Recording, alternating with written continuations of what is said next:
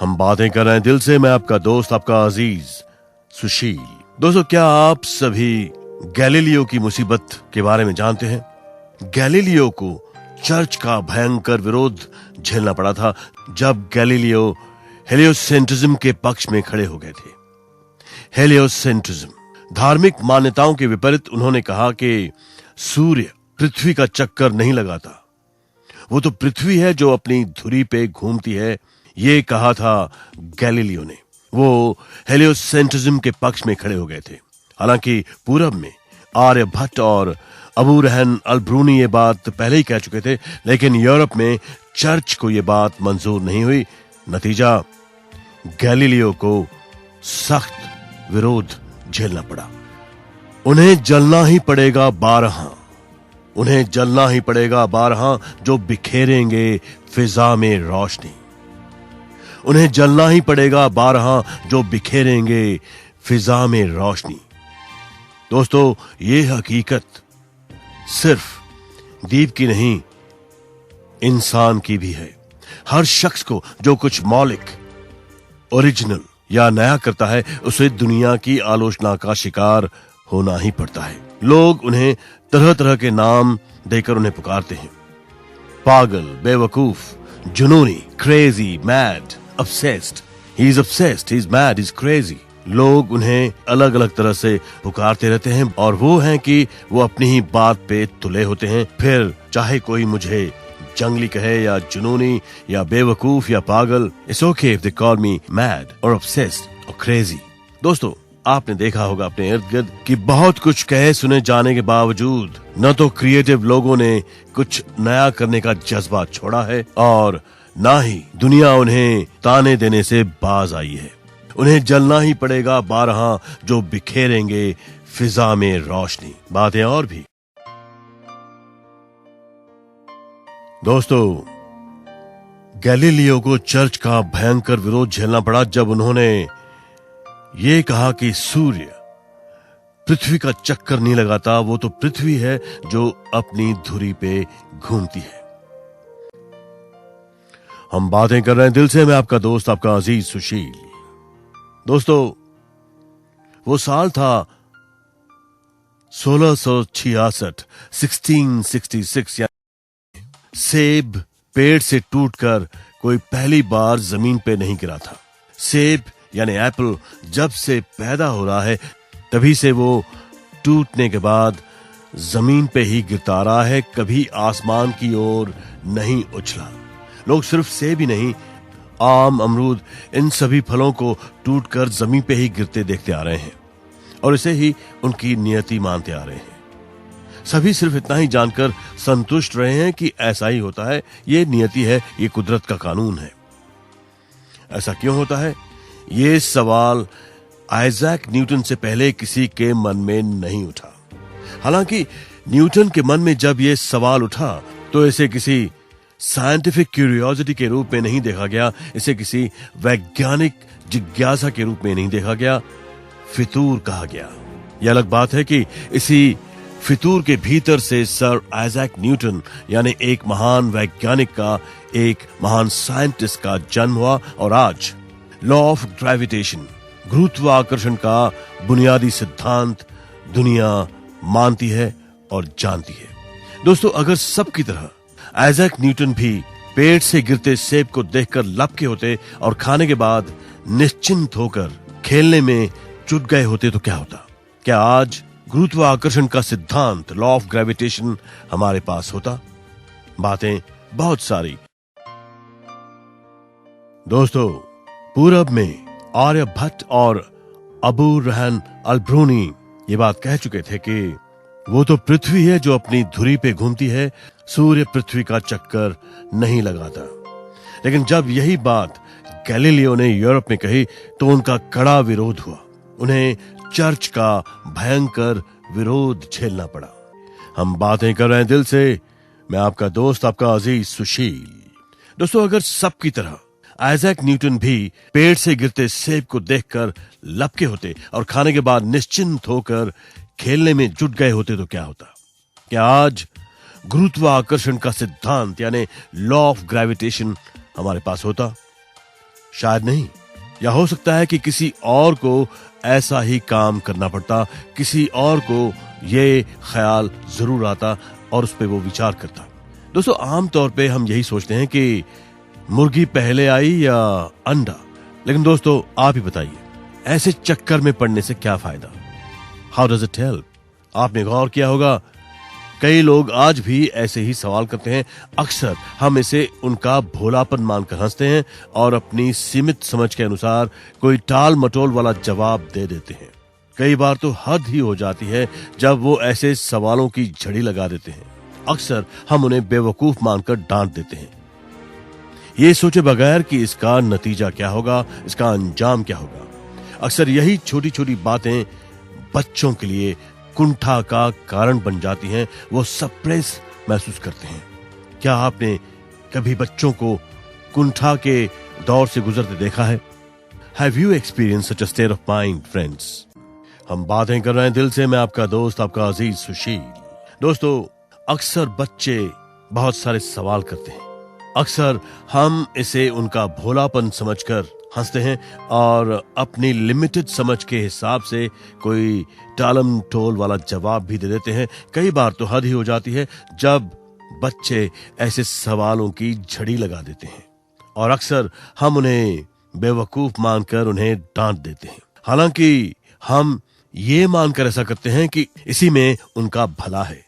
इन फालतू बातों में क्या रखा है? उन्हें अपने काम से काम रखना चाहिए, रट्टा मारकर अच्छे मार्क्स लाने चाहिए, चाहे सब्जेक्ट को वो समझे या ना समझे। क्योंकि दोस्तों, ये माना जाता है कि आज जीवन के कई क्षेत्रों में सफलता मार्क्स पे डिपेंड करती है बजाय समझ के। लेकिन आप ही बताइए दोस्तों, क्या ये आज की दुनिया की बदकिस्मती नहीं है? खास तौर से तब जबकि हम ये बात अच्छी तरह जानते हैं और हजारों उदाहरण भी हमारे पास हैं जिनसे ये साबित होता है कि दुनिया में कुछ खास वही कर सके हैं जिन्होंने लीक से हटकर सोचा है। सिर्फ दुनिया ही नहीं, अपने हालात भी वही बदल सकते हैं जिन्होंने दुनिया को अपनी नजर से देखने का साहस जुटाया। क्या आप अपने बच्चों में ये नजरिया डेवलप नहीं करना चाहेंगे? हम बातें कर रहे हैं दिल से। मैं आपका दोस्त, आपका अजीज सुशील। दोस्तों, दुनिया में कुछ खास वही कर सके हैं जिन्होंने लीक से हटकर सोचा है।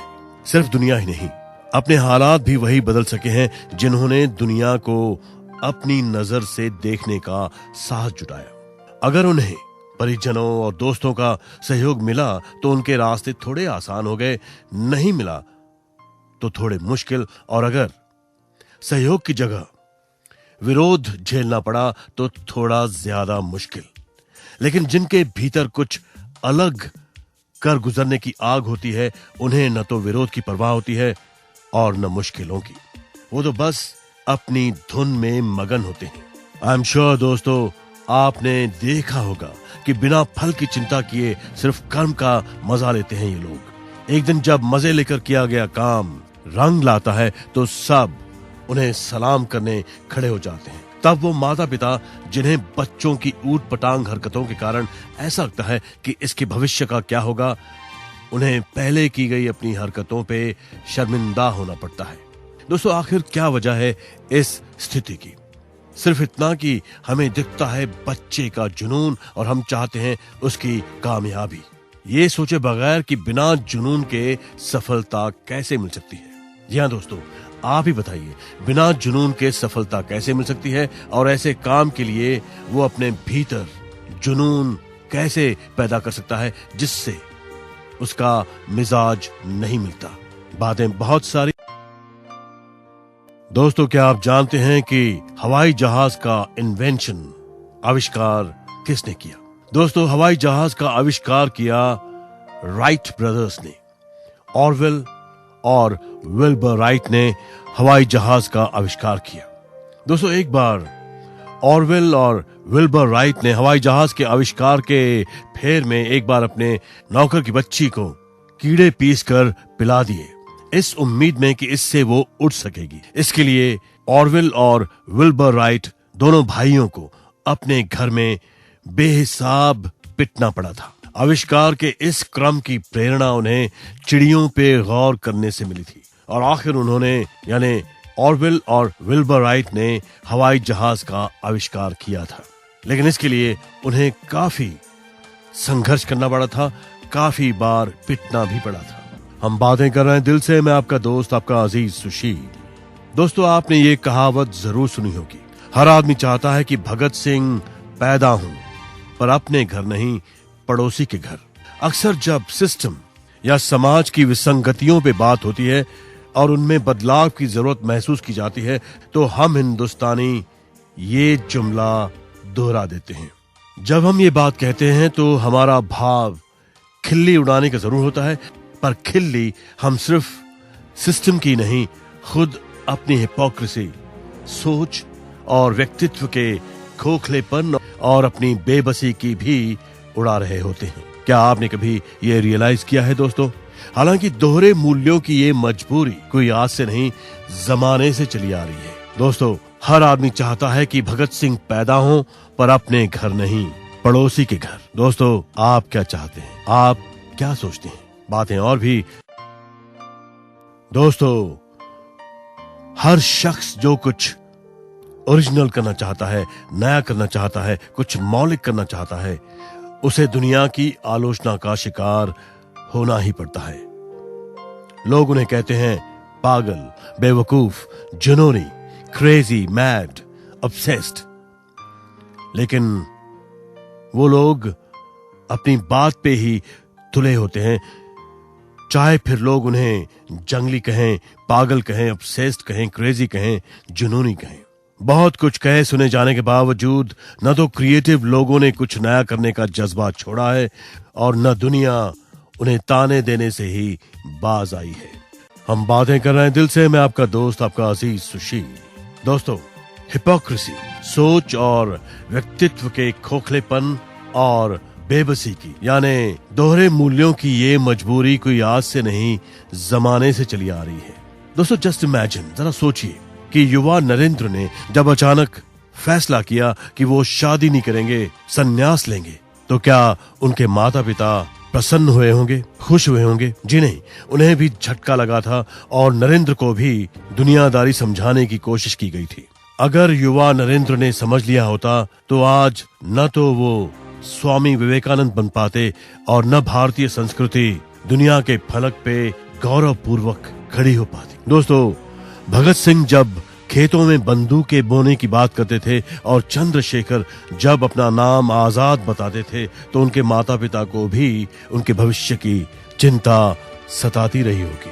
आप सभी ने अक्सर देखा होगा कि बहुत सारे टैलेंटेड यंगस्टर्स का सपना आज भी आईएएस ऑफिसर बनना होता है, लेकिन सुभाष चंद्र बोस ने जब आईसीएस को दरकिनार कर आजाद हिंद फौज खड़ी करनी शुरू की होगी, तो उनके परिजनों को भी कष्ट हुआ होगा। दोस्तों, युवाओं को लोग अक्सर ये भी समझाते हैं कि पहले अपने हालात देखो और फिर सपने बुनो।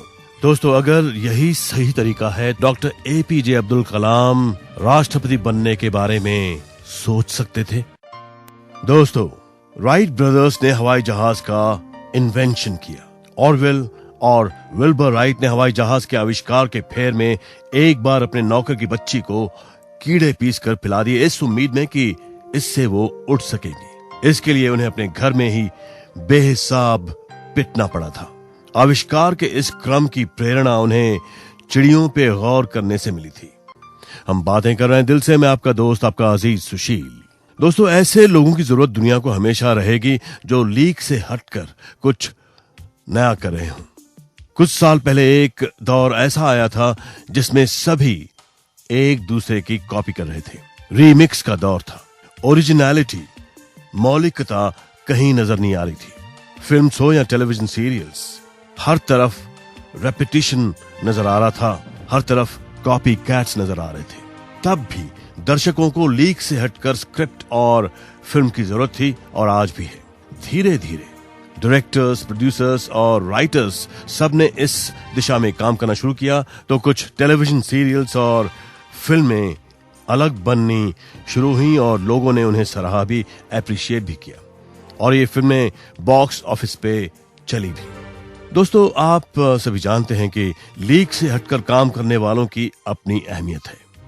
फितूर और शरारत में ही महान खोजें छुपी हुई होती हैं। ये अलग बात है कि अपने समय में उनकी कदर न हो। अब अगर आप हिंदी सिनेमा के महान कॉमेडियन केस्टो मुखर्जी को ही देख लें, वो शराबी की भूमिका में बहुत नजर आते थे, लेकिन हीरो के बाद अगर कोई दूसरा किरदार याद रहता था तो वो केस्टो मुखर्जी का ही होता था। उनका रोल भले ही छोटा और बेवकूफी वाली हरकतों से भरा होता था, पर वो लोगों को हंसा हंसा कर पागल कर देते थे। उनके कंट्रीब्यूशन के बिना फिल्म पूरी नहीं हो सकती थी। दोस्तों, ऐसे लोगों की जरूरत दुनिया को हमेशा रहेगी जो लीक से हटकर कुछ नया कर रहे हो।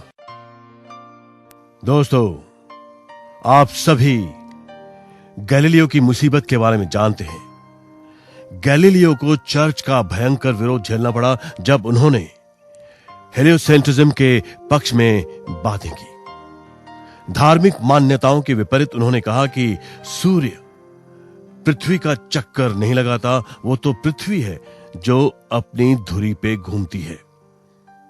हालांकि पूरब में आर्यभट्ट और अबू रहन अल ब्रूनी ये बात पहले ही कह चुके थे, लेकिन यूरोप में चर्च को ये बात मंजूर नहीं हुई। नतीजा, गैलीलियो को विरोध झेलना पड़ा। हम बातें कर रहे हैं दिल से, मैं आपका दोस्त, आपका अजीज सुशील। दोस्तों, ऐसे लोगों की जरूरत दुनिया को हमेशा रहेगी जो लीक से हटकर कुछ नया कर रहे हो। फितूर और शरारत में ही महान इन्वेंशंस, महान खोजें छुपी होती हैं। फितूर में जीने वाले लोगों में मुझे किशोर कुमार याद आते हैं। उन्होंने कभी कोई रूल फॉलो नहीं किया, न एक्टिंग की क्लास ली और न गायन सीखा, लेकिन किशोर कुमार जैसा दूसरा कोई गायक नहीं हुआ और शायद ही कभी हो। दोस्तों, किशोर कुमार हमेशा कहा करते थे कि दुनिया कहती है मुझको पागल, पर मैं हूं मस्त मौला।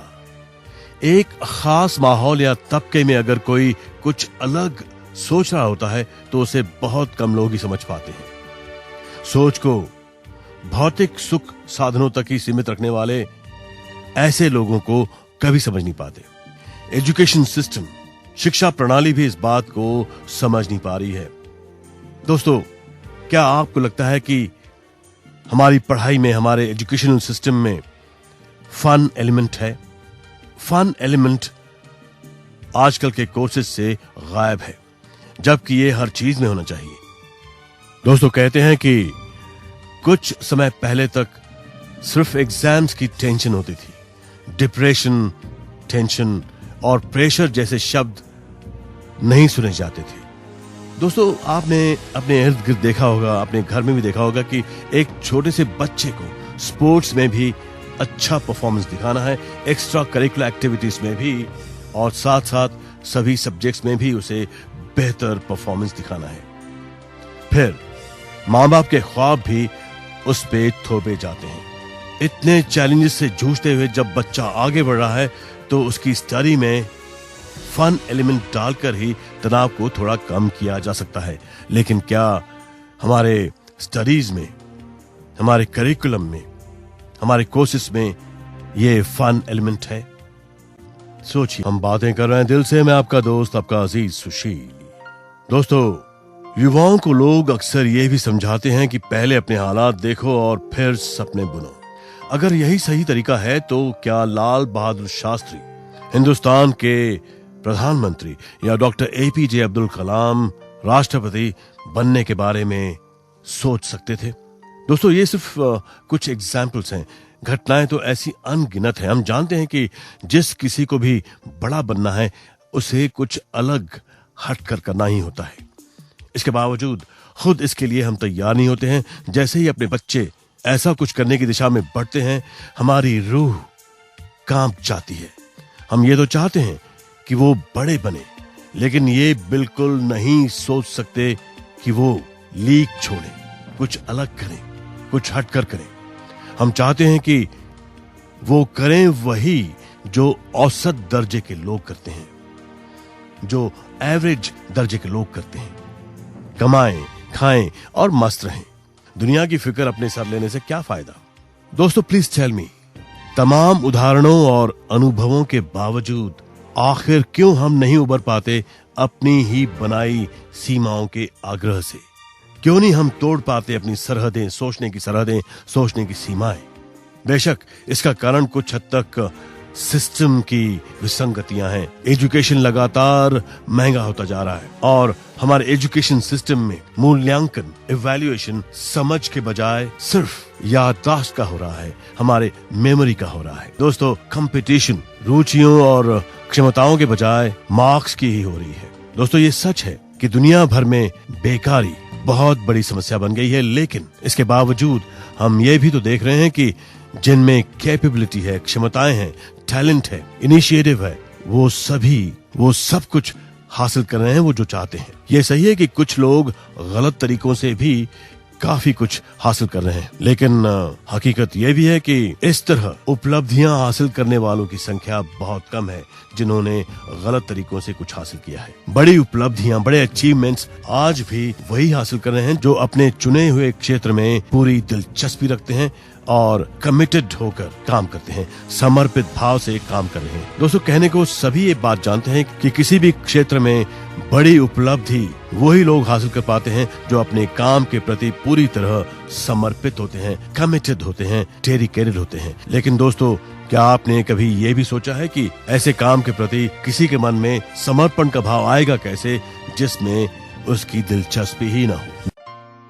दोस्तों बोरिंग प्रोग्राम से तंग आकर आज भी लोग टेलीविजन को इडियट बॉक्स कहते हैं। जानते हैं क्यों?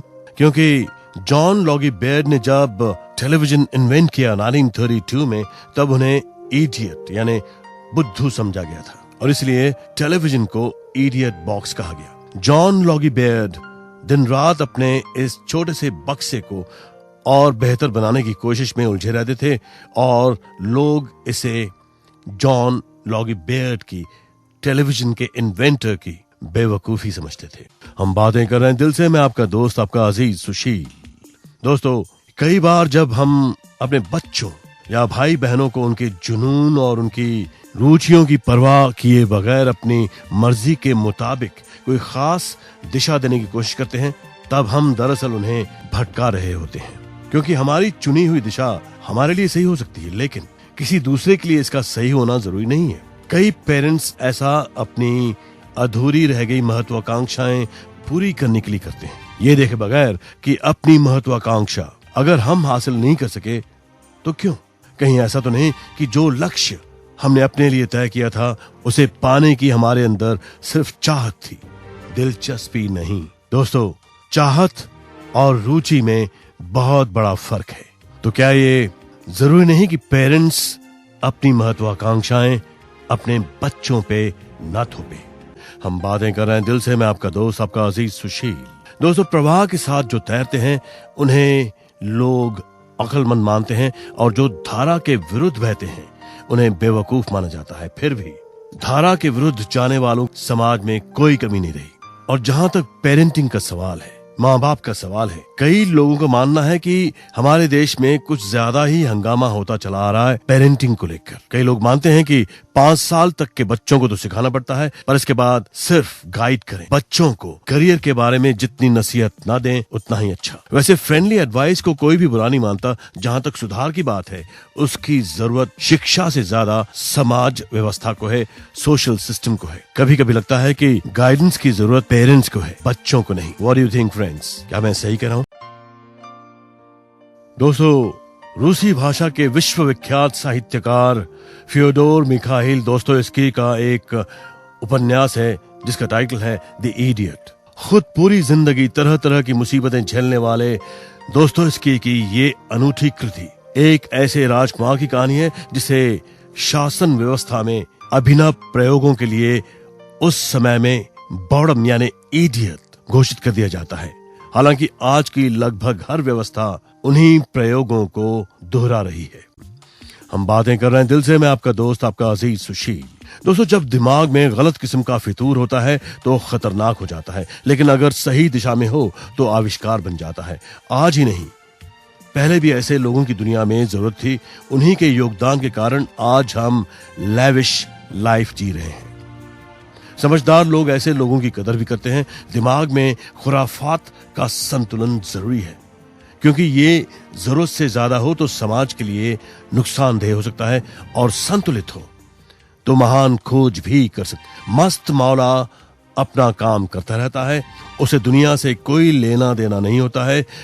दोस्तों, हमें, आपको और हमें सबको उन लोगों का सम्मान करना चाहिए जो लीक से हटकर कुछ करते हैं। ऐसे लोग मस्त मौला होते हैं, किंग होते हैं ऐसे लोग। हम बातें कर रहे हैं दिल से। मैं आपका दोस्त, आपका अजीज सुशील। दोस्तों, हमें उन लोगों का सम्मान करना चाहिए जो लीक से हटकर कुछ करते हैं। ऐसे लोग मस्त मौला होते हैं, ऐसे लोग बहुत अच्छे होते हैं।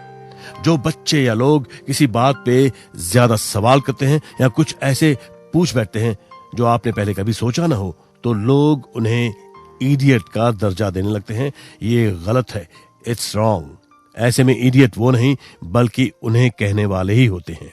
दोस्तों, क्या हमें हमारे एजुकेशन सिस्टम को, शिक्षा प्रणाली को पूरी तरह दोषी मानना चाहिए? शिक्षा प्रणाली को हमें पूरी तरह दोषी नहीं मानना चाहिए। बच्चे पे हर तरफ से प्रेशर है। दोस्तों, अगर आपको याद हो तो पहले माँ या दादी माँ कहानियां सुनाकर खेल खेल में जाने कितनी चीजें सिखा दिया करती थी। लेकिन आजकल पेरेंट्स, माँ बाप दोनों बिजी हैं। उनके पास अपने बच्चे के लिए क्वालिटी टाइम कम ही होता है। स्कूल का टाइम लंबा, कोर्स बहुत ज्यादा और अपेक्षाएं बहुत सारी होती हैं। ऐसे में अगर सब कुछ फन एलिमेंट के साथ किया जाए या फिर दबाव के बिना किया जाए तो नतीजा अच्छा हो सकता है। दोस्तों, आज पूरी दुनिया ही बिजली की रोशनी में नहाई हुई है। हजारों तरह के बल्ब्स और ट्यूब्स हैं, लेकिन बल्ब का आविष्कार, इन्वेंशन करने वाले थॉमस अल्वा एडिसन की अपनी वैज्ञानिक प्रवृत्ति के कारण जोरदार पिटाई हुई थी। जब वो सिर्फ 6 साल के थे तभी उन्होंने इस आविष्कार के चक्कर में अपना घर ही फूंक डाला था। इसके बाद पूरे परिवार को दर बदर होना पड़ा था। घर में और स्कूल में भी अपने नए नए प्रयोगों के कारण अक्सर थॉमस अल्वा एडिसन को पिटना पड़ता था। हम बातें कर रहे हैं दिल से। मैं आपका दोस्त, आपका अजीज सुशील। दोस्तों, समाज में जो भी सार्थक बदलाव हुए हैं उनके मूल में हमेशा कोई ऐसा शख्स रहा है जिसे पहले झक्की, खपती या बेवकूफ कहा गया, क्योंकि जो अपने समय से आगे की बात सोचता है उसकी बात सबकी समझ में नहीं आती। सबका अपना अपना नजरिया होता है। माँ अपने ढंग से देखती है, पिता अपने ढंग से देखते हैं, रिश्तेदार और दोस्त अपने अपने ढंग से देखते हैं। कुछ लोग सिर्फ अपना फायदा देखते हैं तो कुछ पूरे समाज का। माता पिता या करीबी रिश्तेदार किसी को धारा के विरुद्ध जाते इसीलिए नहीं देखना चाहते क्योंकि वो उसके निजी हितों को लेकर चिंतित होते हैं। समाज को वो क्या देकर जाएगा ये उनके लिए महत्वपूर्ण नहीं होता, नॉट एट ऑल। और दोस्तों, हमारे एजुकेशन सिस्टम में कल्चर को अहमियत देना जरूरी है। शिक्षा कभी बोझ नहीं बननी चाहिए, उसे सहजता से स्टूडेंट्स तक पहुंचना चाहिए। ये तभी मुमकिन है जब उसमें रैट रेस के बजाय थोड़ा सा इंसान बने रहने की गुंजाइश हो। हम बातें कर रहे हैं दिल से। मैं आपका दोस्त, आपका अजीज सुशील। दोस्तों, जहां तक बच्चों की बात है तो कोई भी पेरेंट अपने बच्चों को भगत सिंह बनने के लिए कह तो नहीं सकता, लेकिन अगर कोई बनना चाहे तो उसे कोई पेरेंट रोक भी नहीं सकता, क्योंकि इसके लिए एक इंस्टिंक्ट जरूरी है। दोस्तों, द फैक्ट इज, जिसमें वो आग होगी उसे रोका भी नहीं जा सकेगा। वैसे ये सही है दोस्तों कि कोई भी व्यक्ति अपने बेटे के ऐसे फैसले पे कभी खुश नहीं हुआ होगा। स्वामी विवेकानंद ने जब युवा अवस्था में शादी के बजाय सन्यास का फैसला किया तो उनकी माँ भी इससे खुश नहीं हुई। हर माँ अपने बच्चे को सुखी देखना चाहती है और बेटे के लिए भी सुख की परिभाषा उसकी अपनी होती है। आज की जो शिक्षा पद्धति है वो बच्चे के भीतर उसकी ओरिजिनलिटी के विकास को रोक रही है, उसकी मौलिकता के विकास को रोक रही है। ये शिक्षा पद्धति सिर्फ याददाश्त का ही मूल्यांकन करती है, विवेक जागृत होने का मौका ही नहीं देती। दोस्तों, हमारी प्राचीन गुरुकुल पद्धति सचमुच बेहतरीन थी। हमारी प्राचीन गुरुकुल पद्धति विवेक को जागृत करने पर ही ध्यान देती थी। आज पढ़ाई रिजल्ट ओरिएंटेड हो गई है। जाहिर है कि लोग ज्ञान के लिए नहीं पढ़ रहे, डिग्री के लिए पढ़ रहे हैं और उसका आखिरी मकसद लाइवलीहुड है। अगर बिना पढ़ाई किए डिग्री मिल जाए तो 90% लोगों को पढ़ाई की जरूरत महसूस नहीं होगी। ठीक यही हाल आगे भी होगा। अगर बिना डिग्री के नौकरी मिल जाए तो डिग्री भी नहीं चाहिए, और अगर बिना नौकरी के वेतन मिल जाए, तनख्वाह मिल जाए, तो नौकरी भी नहीं चाहिए। इस मानसिकता से उबरने की जरूरत है। ज्ञान को केंद्र में रखना होगा। क्या हम ज्ञान को केंद्र में रखने के लिए तैयार हैं? दोस्तों, मैं हमेशा कहता हूं कि अपने दिल की बात सुनो, हमेशा अपने दिल की बात सुनो, क्योंकि दिल आखिर दिल है, दिल आपका आईना है। अपने दोस्त, अपने अजीज सुशील गजवानी को इजाजत दीजिए। गुड नाइट, शुभ रात्रि, शब्बा खैर।